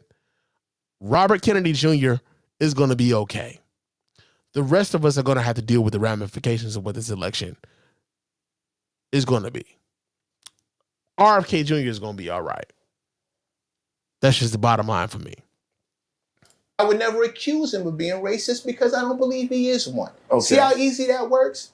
See, that's how that goes. That's not how that goes. It is how it goes. What you said earlier is not how that goes. It is how it goes. No, it's I not. believe that if racists somehow, if the racist organizations in this country, including a couple of new ones that popped up on your watch, and somehow they're all galvanized and they all love you to death, then you're saying something specifically to them that they're hearing. Hold on, wait. Can I finish the sentence? Yeah. You're saying something specifically that they're hearing, that they're keying in on, that I may not hear. That him is a non-racist. Let me finish. What is this that thing you're him not is a hearing non-hit. that you believe is being heard? You've never heard the phrase "racist dog whistle"? You've never heard that? See, he said. Let him fit, bro. Let him answer. Like if we gonna really dance this dance, you gotta let the sentences come all the way out. I'm not stopping anybody from talking. But you have to understand everything that you're saying is hypothetical. No, hold on. No, math. No, there's nothing. This motherfucker really said on a television, on YouTube, on a microphone, on a platform, where he gets probably hundreds of thousands of videos, probably hundreds of thousands of views per video. I'm not sure how many downloads. Again, I don't know if this is really a podcast because these niggas don't know what podcasts really are. But he's saying this as like, this is new information. He is totally fucking clueless. This dude is on a YouTube show where he gets hundreds of thousands of views per video. He does not fucking know what a racist dog whistle is. He thinks that everything that this dude Mecca is saying is hypothetical. Nigga, what is wrong with you? If you're gonna, I would say this. If you're gonna bring yourself into this space, I really need for niggas who are gonna step into this space to actually know what the fuck it is you're talking about before you even bring yourself into the space. I would never go into a battle rap video and not know what the fuck I'm talking about, right? Because Math Hop is like, he comes from battle rap. I would never go into a battle rap debate because battle rap has never been my thing. I would never argue with this nigga about battle rap because that's not my shit. He's bringing himself into the political realm and does not know what the fuck he's talking about. No fucking clue. None of it. Doesn't know. Now, I say that to say, and I'm bringing this back into the whole thing we were talking about with Roland Martin. Because Roland Martin tends to believe that Barack Obama was out of line for saying some of the things that he was saying. However, Math Hoffa speaks to hundreds of thousands of dudes. It might not always be all dudes who are listening to him, but he speaks to a large audience. And this is what they're getting from him. So I don't necessarily disagree with Barack Obama saying, like, yo, man, like, you know, coming at brothers in the way in which he came at us, because these are some of the messages that are being sent out to a lot of brothers on a daily basis. So although you're looking at the political numbers and shit, Roland, and I love Roland Martin most times, on this one, I gotta disagree because of shit like this. Been hypothetical about the Confederate flag. I see racist there, so I believe that he's racist. Oh, you ever heard of the racist dog whistle? None of this stuff is stuff that I can look at and be like, whoa, Matt, look at this racism. That's not hypothetical. Look, Matt, okay, you know what? I'll fix it all right now. You ready? I don't think he's racist. I believe racists think he's racist. How's that for you? I mean, that's what you said. But let me ask you a question. That make you feel better? Let me ask you a question, Mac. Ask me a question. I believe racists think you're racist. Let me you know they don't, but you know they don't. Mac, let me ask you know they don't. See, you can't say that with a straight face. Mac, let me ask you a question. When I'm talking, I'm absolutely straight face. I'm listening. I'm listening. Bobby got this initiative called Make America Healthy Again, right? Mm-hmm. So you have different types of racism. You have environmental racism, which... Here's a nigga who think he's talking on some deep shit. Again, he don't know shit. He don't know shit, bro. Bobby spoke We talked about that last time he was here. Right. We have racism when it comes to our food, right? Mm-hmm. Sure. Right? And he's saying that Trump wants to address those issues. You ready for my answer? Is that the question? Yeah. Okay. I don't believe Trump. Right. Cool? Like, we can keep dancing this dance back and forth. I don't believe him. Why I don't believe the man who ran Trump University and conned a bunch of people out of money that now all of a sudden he's telling the truth. I don't believe him. It's just that simple. I believe his intentions are exactly what they say they are. When he walked in here last time, I believed it. When he walked out of here, I believed it. Sitting here right now, I think he believes he's doing the right thing. You dig? I think he thinks he's doing the right thing. I don't think he has malicious intent. But I believe he's aligned himself with somebody who is out for themselves and who is not being 100% honest with him. That's what I believe. Now, does that make him a bad person? No. Does that make him a racist? No. Does that make the Democratic Party a bunch of angels with halos? Fuck no. Well, you've been cursing. Fuck no. Fuck no, I don't think that. Like, I don't understand this idea that because I think Kamala will do a better job, that somehow I think she's perfect, or there's nothing to fix on that side. I don't agree with all the stuff that she says. And this is why I started you're not gonna let me finish? Personal feelings. You're not gonna let me. No, it's not personal feelings. My ass. The policies. I don't agree with all of her policies. None of the things that you're saying is supported by a fact, an incident, a date. And this is how we know. This is how we know that this nigga Math don't pay attention to shit. Right? We don't know. This is how we know he don't pay attention to shit. So, like, this sort of messaging goes out to a lot of brothers on social media, on like, we talk about this shit in the barbershops. We talk about this shit at the work site. We talk about this shit on podcast or whatever else. Right? the fact that Mecca is the only black man in this barbershop, right, who was actually talking about the racism and the misinformation and disinformation going on with the Trump campaign, and he has to argue with other black men in the barbershop about the misinformation and disinformation concerning Kamala Harris in the barbershop, is why, like, when I see Roland Martin saying, well, that was the wrong message and tone that Barack Obama took at that campaign stop. Nah, man, because I'm seeing this on the ground too. You can point to numbers. We can all point to numbers, but there's quite a few brothers who are being misled, and we ignore these niggas to our peril. I know some personally. I've had to disassociate myself from some personally because of this level of misinformation and disinformation. So this is why I disagree with somebody like a Roland Martin on issues like this right here, right? But also, because this isn't it. This is not it, right? So one of the things that like black people like to talk about, I'm sorry, not black people.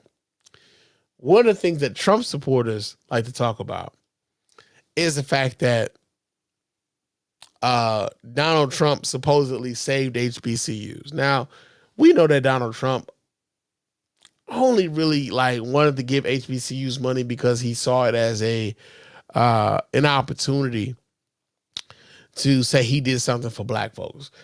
And we also know that if it hadn't been for Congresswoman Alma Adams, that he would not have funded black HBCUs at all. He actually presented a budget that zeroed out funding for HBCUs entirely, right?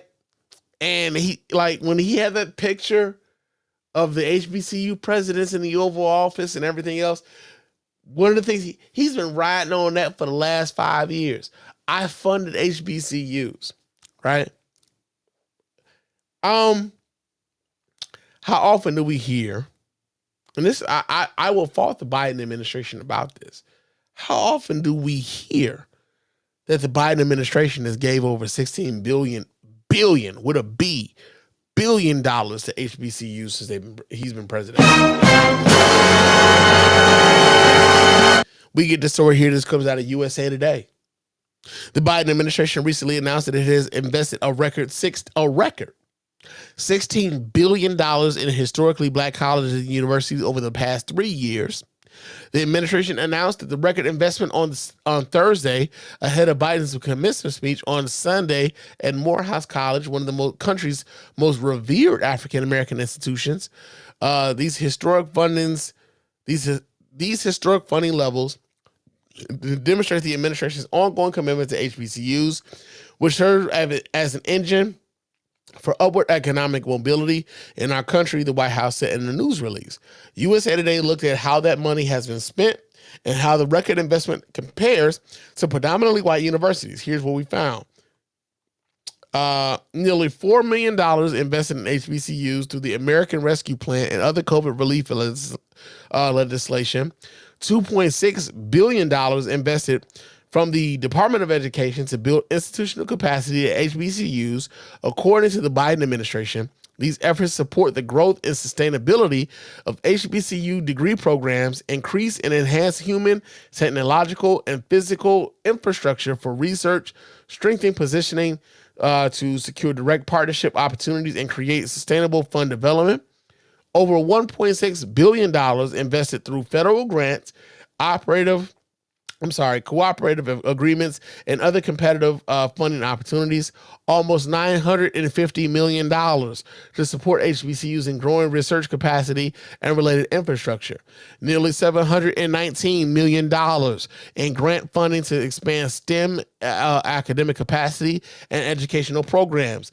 Over $150 million in federal contracting opportunities awarded to HBCUs, including for research and expansion of STEM education programs at the Department of Health and Human Services, Department of Health and Human Services, Department of Transportation, the Department of Energy, and the U.S. Agency for International Development.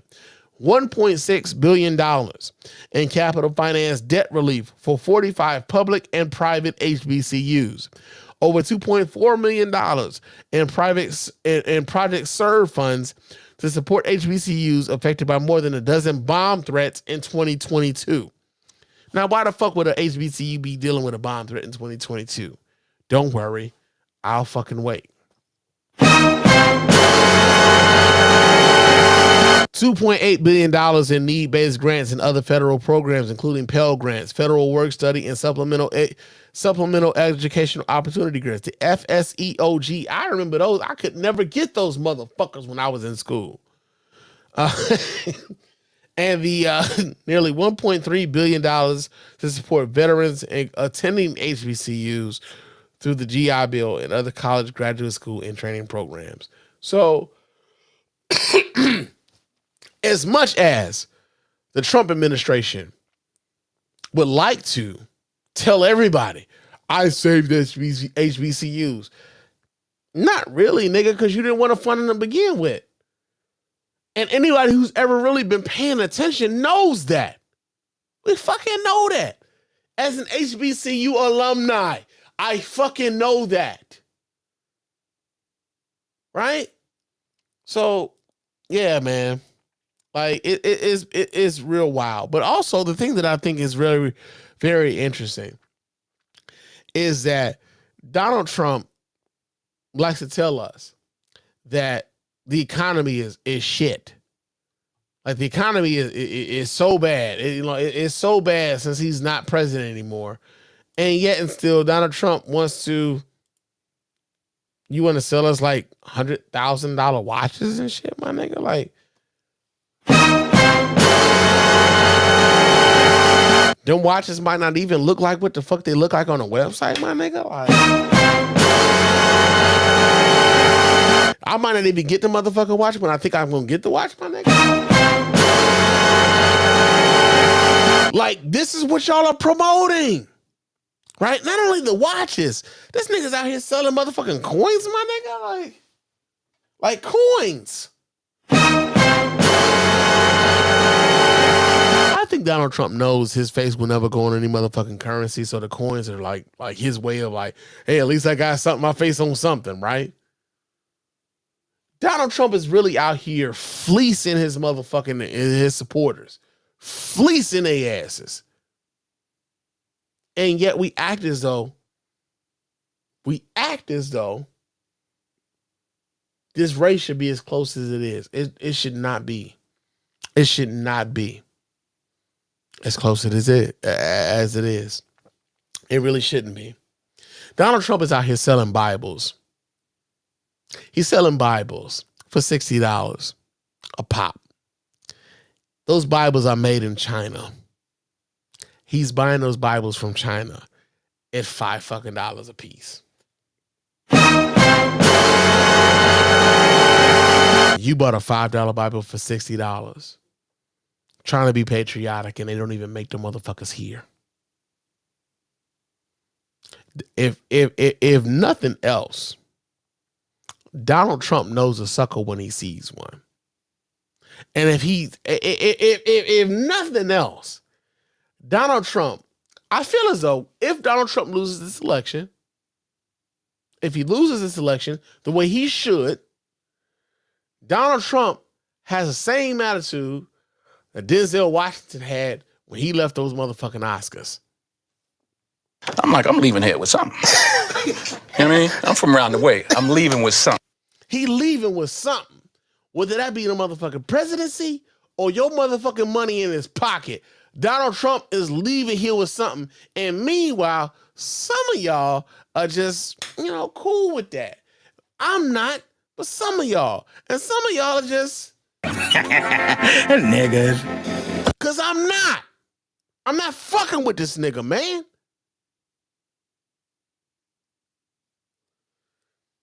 So, before we get out of here, this is one last thing I want to talk about. This is one last thing, man. Donald Trump was recently here in Detroit.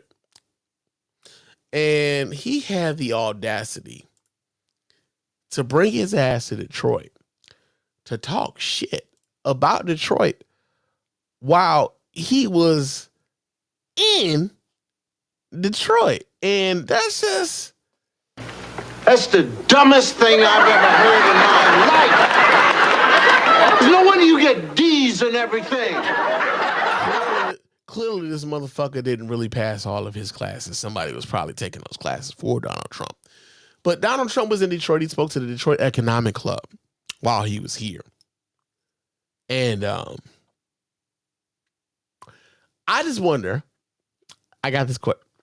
Matter of fact, I'll pose this question after we listen to what the fuck Donald Trump had to say. Check this out, guys. Well, let me pull this up so you guys can watch right along with your man. Check this out, y'all. Let's see what this motherfucker had to say. Now to the 2024 presidential race, and former President Donald Trump spending his afternoon speaking to the Detroit Economic Club. With less than a month until the election, candidates in town every week vying for the Michigan vote. 7 News Detroit reporter Sarah Michaels attended the event at the Motor City Casino Hotel today. She joins us from Detroit with Trump's promise for the Michigan auto industry and reaction from those in attendance. The number one issue for many voters this election cycle is the economy. And that's the majority of what former President Donald Trump spoke about here in Detroit on Thursday. You want to know the truth? It'll be like Detroit. Our whole country will end up being like Detroit if she's your president. Former President Donald Trump talking to members of the Detroit Economic Club Thursday at the Motor City Casino Hotel's Soundboard Theater. The fact is that the Federal Reserve brought the interest rates down a little too quickly. It was too big a cut, and everyone knows that was a political maneuver that they tried to do before the election, but they did the wrong thing. He spoke primarily about the economy and Michigan's auto industry, saying that saving Michigan's auto industry will be a part of his legacy, and that he is the only reason auto manufacturing in Michigan is still alive. So I just want to say, Michigan, you're welcome. I'm announcing today that upon taking office, I will formally notify Mexico and Canada of my intention to invoke the 6-year renegotiation provisions of the USMCA that I put in. He also spoke at length about his plans to impose tariffs on all imports. Promises met with mixed reaction by those in attendance. He does what he says he's going to do. The last time he was elected, he did everything he said he was going to do about deregulation, about lower taxes, stronger military. He's very impressive, very sincere. I really wish they would have asked that lady, do you actually live in the city of Detroit? Right? There's a lot of we're gonna get into it. But they should have asked that lady, do you live in Detroit? What did you think of the former president's economic promises today? To me, it's against what I'm teaching to my students in international trade. The idea that we are going to impose tariff and that's going to solve our problems is very, very simplistic. Tariff is going to solve the problem. No, it won't happen. And I've been reading about Detroit for so many years that it's coming around, and never really got there. Everybody tries so hard. But if you make the auto industry bigger, better, stronger, you don't have to worry about Detroit. Now, Governor Tim Walz will be in Macomb County on Friday, and we'll bring you that coverage. In Detroit, Sarah Michaels, 7 News Detroit. All right. Now, the reason why I would ask that lady who was talking about, oh, he does whatever he says he's going to do, yada, yada, yada. I don't know if they asked her what she thought about his comments about Detroit, but I will say this.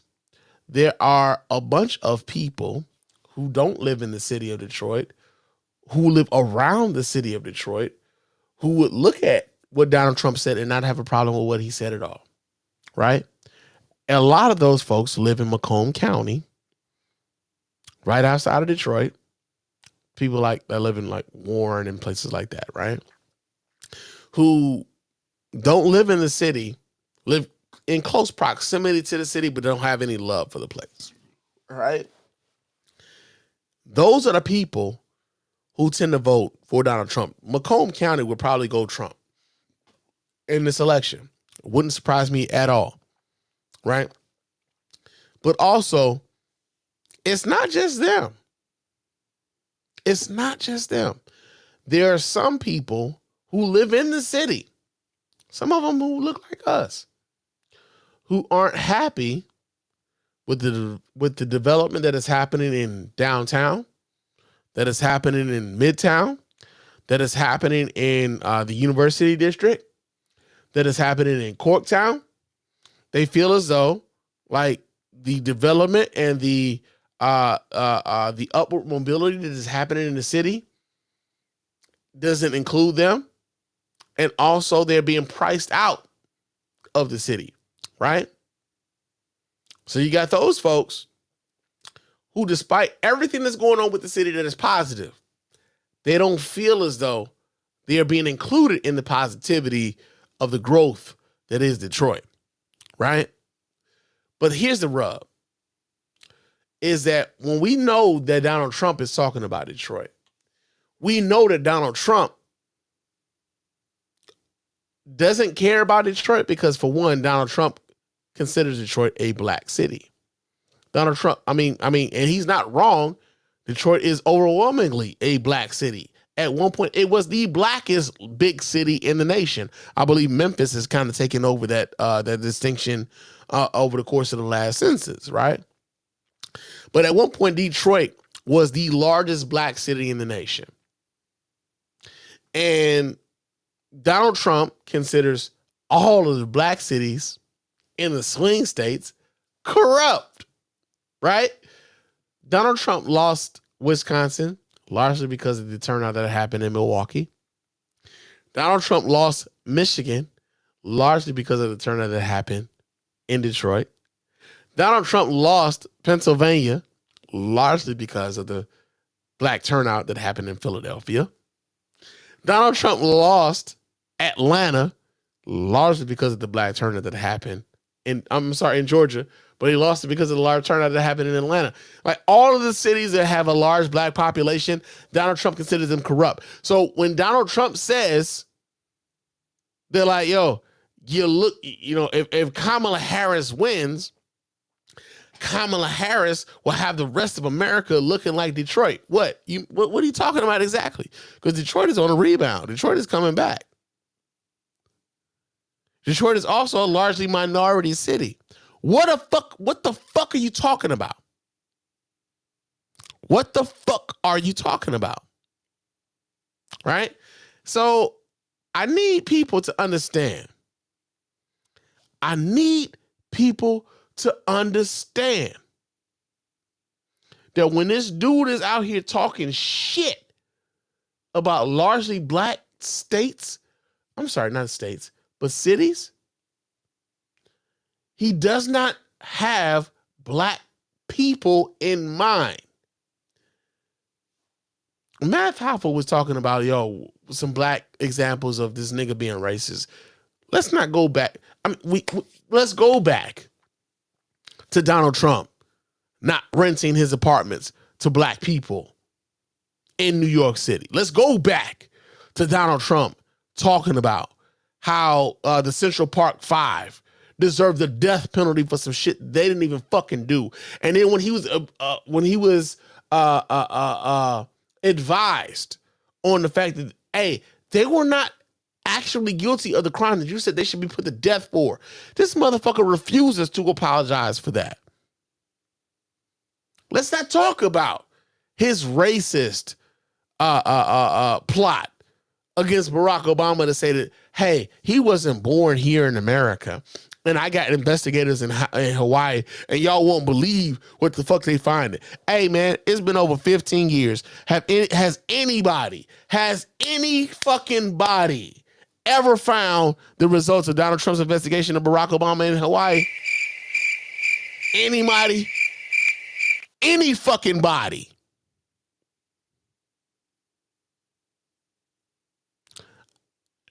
I need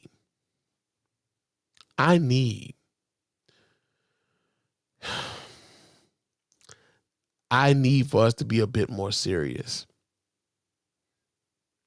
about exactly what is happening in this election.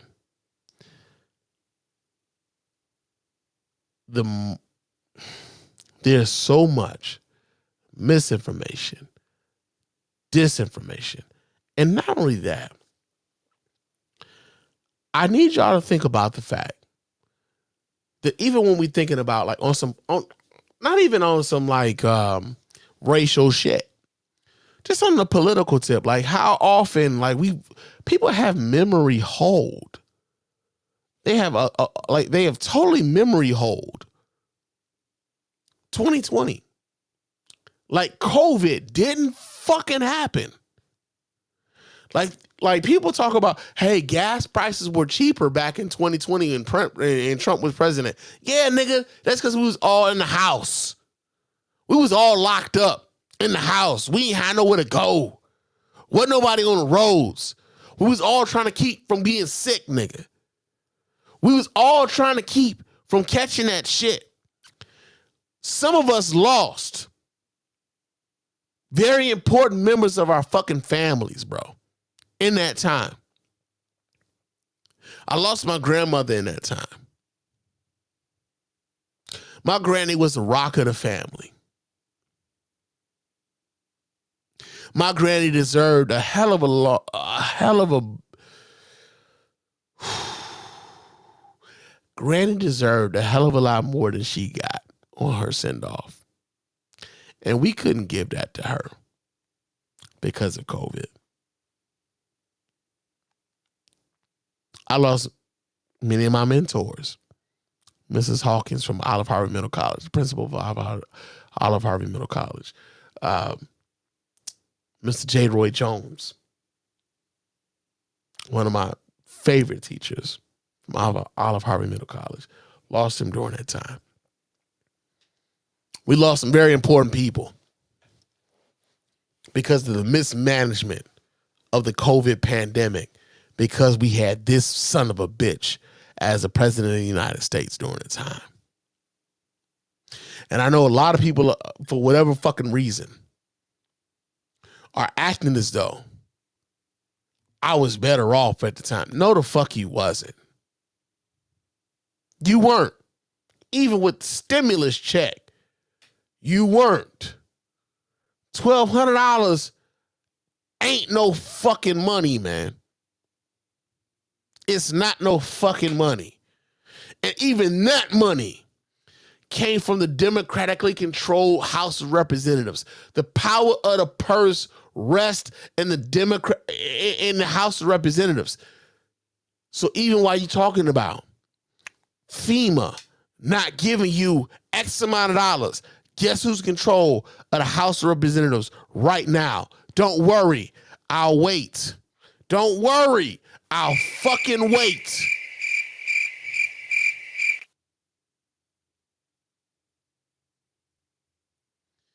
We don't have time for this. I've been away from this mic for a long time. This shit has been weighing heavy on me for a long time. I need for us to be mindful going forward that if you are someone who listens to me, or if you know someone who can be helped by this message, forward this shit to them.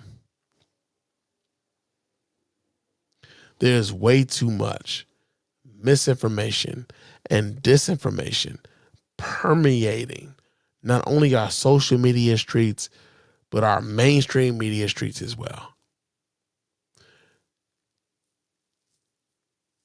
And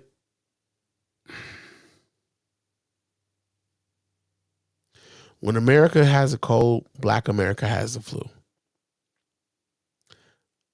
When it comes to misinformation and disinformation, that adage still holds true. So I would hope that going forward, we as a people, take heed to the bullshit that is coming forth and the bullshit going forward. And I'm going to leave you guys with one last thing.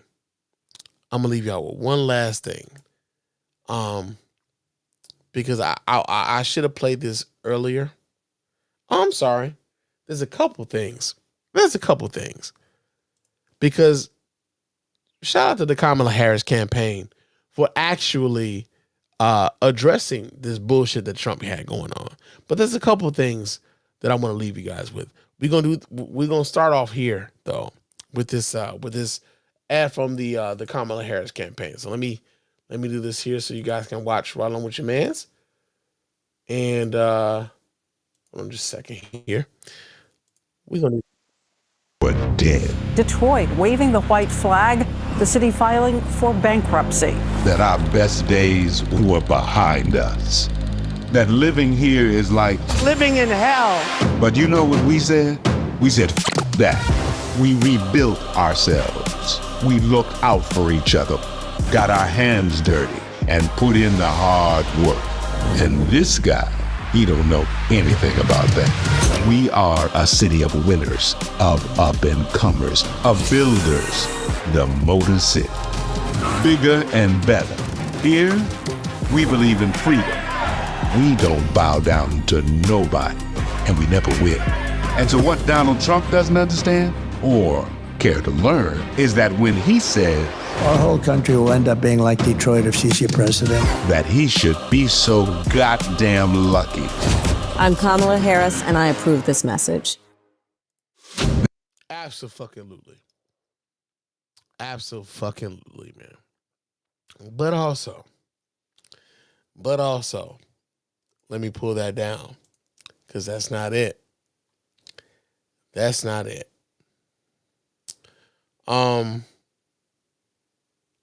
I need people to understand that as much as they were like on Biden's ass about not making sense in that debate, and as much as they were on Biden's ass about how old he was, and they're not being sure about whether or not he can make it through the next 4 years, I need y'all to take a look at this.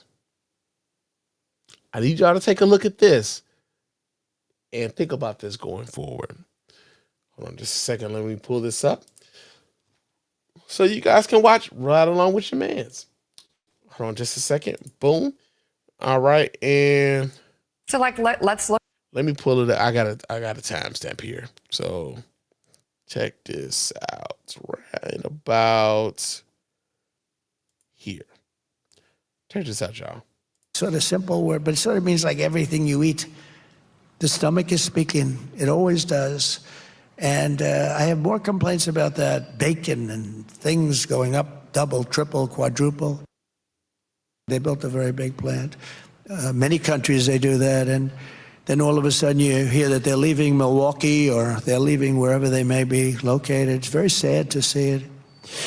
And it's so simple. I mean, you know, this isn't like Elon with his rocket ships that land within 12 inches on the moon where they wanted to land. Or he gets the engines back. That was the first I realized. I said, who the hell did that? I saw engines about 3-4 years ago. These things were coming, cylinders, no wings, no nothing. And they're coming down very slowly, landing on a raft in the middle of the ocean someplace with a circle. Boom. Reminded me of the Biden circles that he used to have, right? He'd have 8 circles and he couldn't fill them up. But then I heard he beat us with the popular vote. I don't know. Couldn't fill up the 8 circles. I always loved those circles. They were so beautiful. They were so beautiful to look at. In fact, the person that did them, that was the best thing about the level of that circle was great. But they couldn't get people, so they used to have the press stand in those circles because they couldn't get the people. Then I heard we lost. Oh, we lost. No, we're never going to let that happen again. But we've been abused by other countries. I mean, It was at this moment where I was asking motherfuckers, what the fuck was he talking about? What the fuck was he talking about, bro? What the fuck was he even talking about? He doesn't make sense. He's never made sense. What the fuck are we talking about? Why is this shit so close? It shouldn't be. It should not fucking be, man.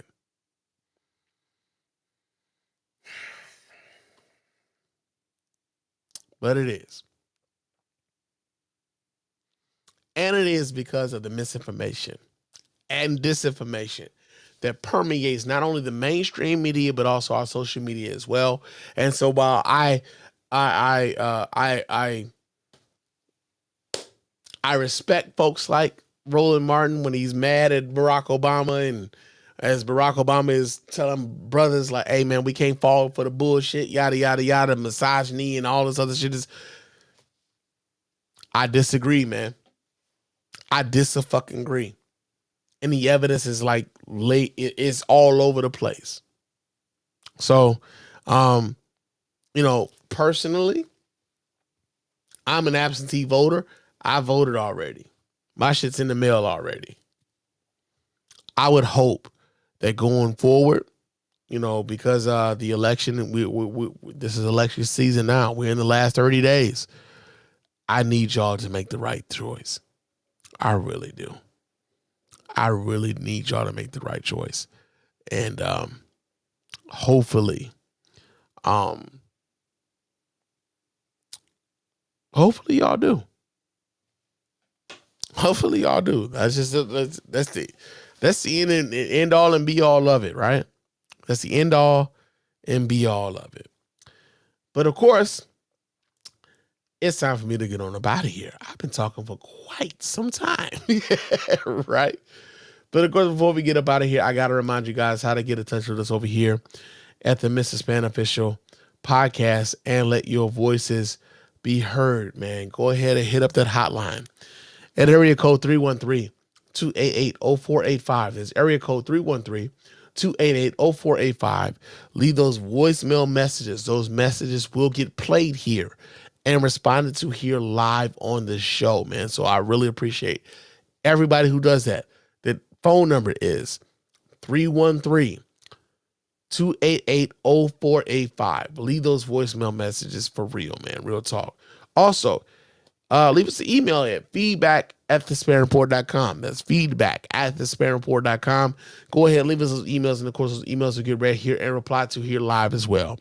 Follow me on Threads and Instagram. My name on both of those platforms is Mr._Spann. So go ahead and follow me there. Chop it up with your man Spann throughout the week. I'm also on Blue Sky. I think it's Mrspann.bluesky.com. So I forgot what the fuck they protocol is, but I'm on there too. So if you want to follow me there, you can also follow me there. Also on the YouTube, go to the Spann Report on YouTube. You can subscribe to the Spann Report on YouTube. You can like the videos on YouTube. You can comment on the videos on YouTube, and we appreciate you doing all of that shit. Real talk, man. We really appreciate everybody who does that. All right. Also, leave us a 5-star review on iTunes and on Stitcher Radio. Those 5-star reviews are the ones that get read here live on the show. We really appreciate everybody who does that. Doesn't cost you a dime, man. Just a couple minutes of your time to let everybody know why you're rocking with us over here at the Mr. Spann Official Podcast and the Spann Report Official Podcast in its entirety. And also, man, if you want to copy yourself some merch, go to our store at TeePublic, man. We have a store on TeePublic. It's teepublic.com/the Spann Report. Go ahead and copy yourself some merch, man. Get yourself a t-shirt. Get yourself a hoodie. Get yourself a sweater. Get yourself a coffee mug. Get yourself a mouse pad. Whatever it is that you get, we really do appreciate it for you supporting us in that way, man. Real talk. But I am about to get on the body here. I appreciate you guys for rocking with your boy Spann here. And I will talk to you guys again soon. But until next time, fam, peace.